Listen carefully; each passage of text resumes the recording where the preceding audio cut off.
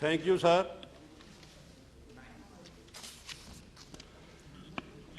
Sir, मैं बड़े दुख के साथ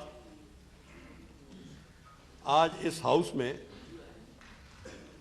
ये बात आपके माध्यम से ऑनरेबल मेंबर्स के सामने लाना चाहता हूं कि आज से 25 साल पहले भारत की इसी राजधानी दिल्ली में जो सिखों के साथ जुल्म हुआ, और उसकी कमाल ये है कि ये दिन दिहाड़े हुआ। 3 दिन पर या तो नादर शाह के टाइम दिल्ली में कत्लेआम था, या फिर ये 84 में दोबारा दोहराया गया। नादर शाह को लोग आज भी याद करते हैं, लेकिन क्या बात है कि जब कहीं जुल्म होता है और जब ये, और ख़ास पर जब ये एक मिनॉरिटी कम्युनिटी के सामने होता है, तो हम भूल जाते हैं और इसके लिए कोई ऐसे बहाने निकालते हैं। क्योंकि जब हम कहीं बोलते हैं तो बीच में टोका जाता है कि उस रजीम में क्यों नहीं हुआ, आपने वहाँ क्यों नहीं किया, आपके ये जिम्मेवार थे। सर, मैं तो इस कचहरी में ये इसलिए खड़ा हूँ कि सिखों ने इस देश के लिए क्या नहीं किया।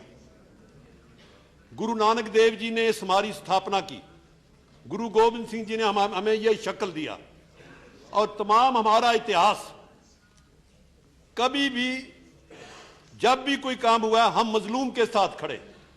हमने कभी धर्म की लड़ाई लड़ी, कभी हमने एंटी मुस्लिम नहीं लड़ी, कभी हमने एंटी हिंदू या प्रो हिंदू नहीं, हम तो जुल्म के खिलाफ लड़े। सारे इतिहास में आप कहीं बताइए कभी भी हिंदुस्तान पे कुछ हुआ तो सिखों ने क्या नहीं किया। जब हमले होते थे हमारे देश पे, कहां से आते थे? वो सारे पंजाब के रास्ते आते थे।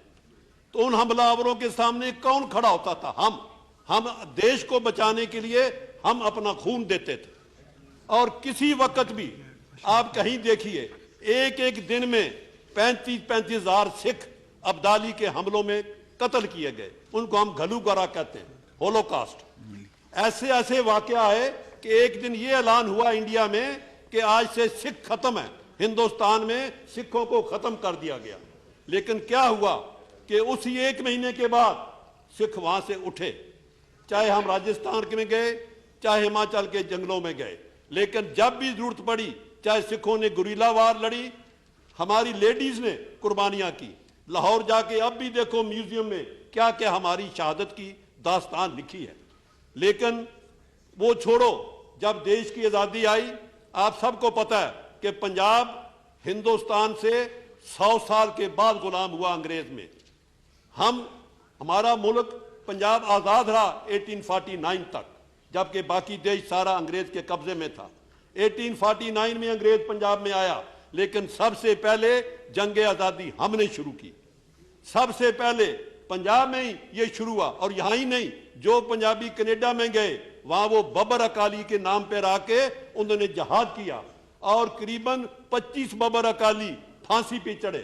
कोई ऐसी मूवमेंट नहीं जिसमें हम आगे नहीं आए। मैं एक मिसाल देता हूं, 1941 में खान बादशाह ने एक पेशावर में मुजाहरा किया, गोली चली, उसको आज भी उस चौक का नाम खूनी चौक है। सारा देश डर गया। सबसे पहले अकाली जत्था ट्रेन पे चढ़ के अमृतसर से पेशावर पहुंचा, खान बादशाह के साथ खड़े हुए। कोई शहीद भगत सिंह कहां से उठा, जलियांवाला बाग का साका। आप हमें एक मिसाल दीजिए जहां हमने देश के लिए ना किया हो। उसके बाद जब देश आजाद हुआ, हमें ये ऑफर मिली कि आप 6 स्टेट बनाइए। हमें ये ऑफर मिली जिन्ना की तरफ से, सब रिकॉर्डेड है, कि आपको फुल हक होगा, हम पाकिस्तान के साथ ज्वाइन करो, आपको ऑटोनॉमी मिलेगी, आपको रिजर्वेशन मिलेगी। जिन्ना की ऑफर रिकॉर्डेड है, सारी किताबें छप चुकी हैं। लेकिन हमारे लीडर मास्तारा सिंह ने ऐलान किया, हम कुछ हो जाए हम हिंदुस्तान जाएंगे। हम पाकिस्तान छोड़ा, ननकाना साहब गुरु नानक की बर्थ प्लेस छोड़ी, आपके साथ आए। लेकिन आपने हमें दिया क्या? जब कॉन्स्टिट्यूशन बना, हमारे मेंबरों ने साइन नहीं किया। आपको रिकॉर्ड सार, हुक्म सिंह स्पीकर बने, कॉन्स्टिट्यूशन पे साइन नहीं किया। हमने प्रोटेस्ट किया कि कॉन्स्टिट्यूशन में जो राइट्स पंडित जवाहरलाल नेहरू ने हमें देने का वायदा किया वो इसमें नहीं डाले गए। ये रिकॉर्डेड है, जो मैं कह रहा हूं गलत हो मैं उसके लिए माफी मांगने को तैयार हूंगा और करेक्ट करूंगा। उसके बाद क्या हुआ, देश में सारा इंडिया लिंग्विस्टिक बेसिस पे रीऑर्गेनाइज हुआ, लेकिन पंजाब नहीं हुआ। पंजाबी सुबह मूवमेंट चली, उसमें सैकड़ों लोग शहीद हुए, 1 लाख लोग जेल में गए, सारा इंडिया रीऑर्गेनाइज, पंजाब नहीं।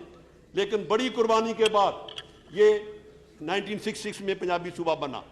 लेकिन जो आज की बात है, मैं आप ज्यादा नहीं कहते हुए, चाहे देश में हमला हुआ पाकिस्तान का 2 बार, चाहे कश्मीर में हुआ, पहले कौन पहुंचा, पटियाला की फौज, जब 1948 में कश्मीर पे हमला हुआ।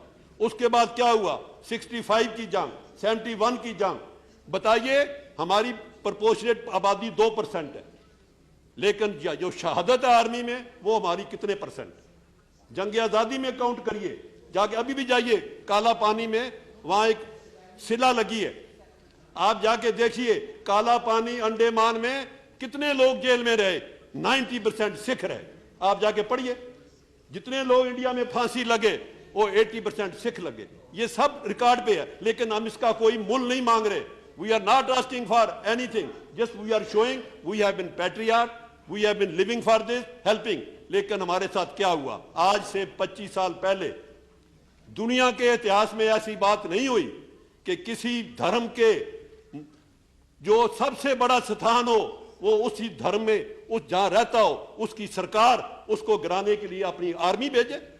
इससे बड़ा जुल्म कि अमृतसर गोल्डन टेंपल में कौन गया, हिंदुस्तान की फौज गई, और बहाना क्या, एक आदमी को पकड़ना है। एक आदमी को पकड़ने के लिए इंडियन आर्मी अंदर गई, कितने हजार आदमी अमृतसर में मारे गए, अकाल तख्त गिरा, ये रिकॉर्ड पे है, कोई गलत नहीं है। आप बेशक मेरी बात सुनिए, अगर मैं गलत कहूं इसको मैं तैयार हूं करने में। क्या ये सच्चाई नहीं कि गोल्डन टेंपल को क्यों गिराया, और यही कहा हमने एक वहां टेररिस्ट है उसको पकड़ना है।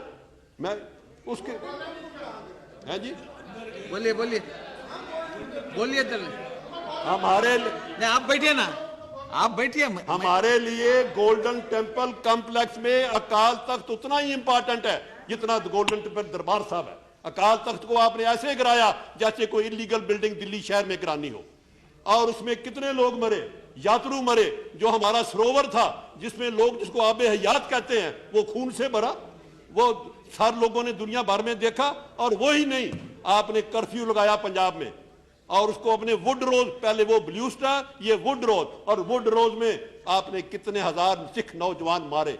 मैंने एक बार इसी हाउस में कहा था, पंजाब में ऐसे गांव हैं जहां पिछले 20 साल में कोई शादी नहीं हुई क्योंकि नौजवान सारे मार दिए गए, वहां तो शादी की बारात नहीं आई।